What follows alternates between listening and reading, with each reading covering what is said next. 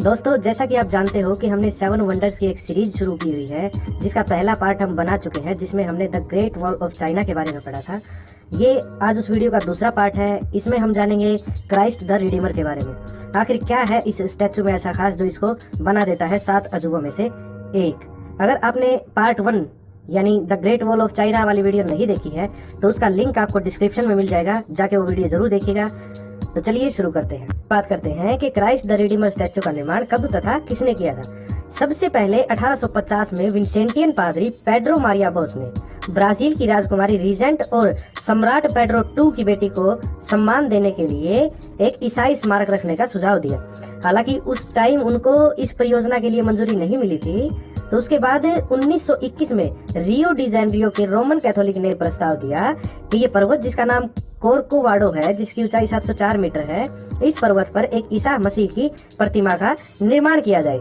क्योंकि इस पर्वत की ऊंचाई ज्यादा है तो इस पर निर्माण करने से यह प्रतिमा पूरे शहर में दिखाई देगी। माउंट कोर्कोवाडो पर मूर्ति के निर्माण के लिए ब्राजील के सभी नागरिकों ने राष्ट्रपति एपिटासियो पेशवा को याचिका लगाई, जिसकी अनुमति उन्हें दे दी गई। उसके बाद 4 अप्रैल 1922 को ऑफिशियल रूप से इसकी नींव रखी गई। और आपकी जानकारी के लिए मैं बता दूं कि ब्राजील को पुर्तगाल से 1822 में आजादी मिली थी, तो उस दिन को ब्राजील की स्वतंत्रता की शताब्दी भी मनाई गई थी। अब नींव तो रख दी थी, लेकिन डिजाइन अभी तक उसका तैयार नहीं किया गया था। तो उस वर्ष डिजाइनर को खोजने के लिए एक प्रतियोगिता आयोजित की गई थी, जिसमें ब्राजील के एक इंजीनियर जिनका नाम हेइटर द सिल्वा कोस्टा है, उन्होंने एक स्केच बनाया था। उस स्केच में दाएं हाथ में क्रॉस था और बाएं हाथ में पूरा संसार था। तो इस स्केच के आधार पर सिल्वा द कोस्टा को चुन लिया गया था। हालांकि बाद में ब्राजील के एक आर्टिस्ट थे, कलाकार थे, जिनका नाम कार्लोस ओसवाल्ड था। उनकी मदद से सिल्वा कोस्टा ने स्केच में बदलाव भी किया था और बाद में दूसरा स्केच बनाया गया, जिस स्केच में मूर्ति सीधी खड़ी है और उसके दोनों हाथ फैले हुए हैं। बाद में ये डिजाइन को फाइनल किया गया। सारा फंड चर्च के द्वारा निजी रूप से इकट्ठा किया गया और फिर 1926 में इसका निर्माण कार्य शुरू हो गया और 5 साल के बाद ये मूर्ति जाके तैयार हो गई। 12 अक्टूबर 1931 को मूर्ति को ऑफिशियल रूप से अनाउंस किया गया। तो अब बात करते हैं इससे जुड़े हुए 10 इंपोर्टेंट फैक्ट के बारे में। फैक्ट नंबर 1, यह स्टैचू ब्राजील में रियो जेनेरियो शहर में तिजुका नेशनल फॉरेस्ट पार्क के कोर्कोवाडो पर्वत पर स्थित है, जिस पर्वत की ऊंचाई 704 मीटर है। वहीं अगर इस मूर्ति की ऊंचाई की बात हम करें तो इसकी ऊंचाई 30 मीटर है और इसका आधार जो कि 8 मीटर का है, तो टोटल इस मूर्ति की ऊंचाई होगी 38 मीटर की। अब ऊंचाई की बात हम कर रहे हैं तो आप कमेंट बॉक्स में मुझे बताइए कि दुनिया की सबसे ऊंची मूर्ति कौन सी है और कहां पे है। तो इसकी चौड़ाई हाथ खुलने पर है 28 मीटर की और इसका वजन जो है वो है 635 मैट्रिक टन का। फैक्ट नंबर 2, उस टाइम इसको बनाने में लगभग 2.5 लाख $US लगे थे, जो अगर आज के हिसाब से देखा जाए तो लगभग 38,41,000 डॉलर के बराबर होते हैं।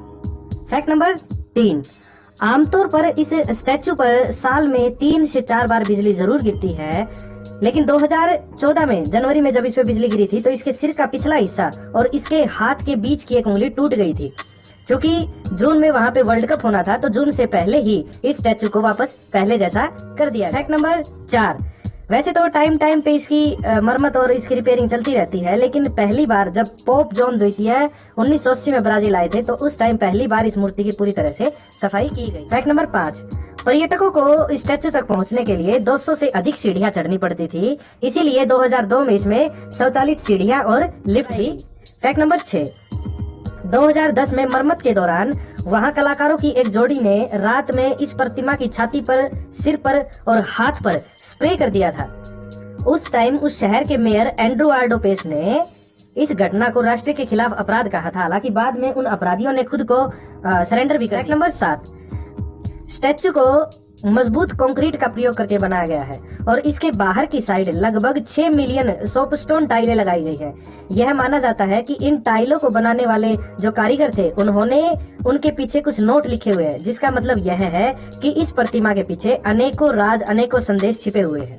फैक्ट नंबर 8, 2007 में क्राइस्ट द रिडीमर प्रतिमा को विश्व के 7 अजूबों में शामिल किया गया था और ये खिताब इसने स्टैचू ऑफ लिबर्टी को हरा के जीता था। 2007 में वोटिंग हुई थी 7 अजूबों के लिए, तो उस टाइम इसको स्टैचू ऑफ लिबर्टी से ज्यादा वोट मिले थे।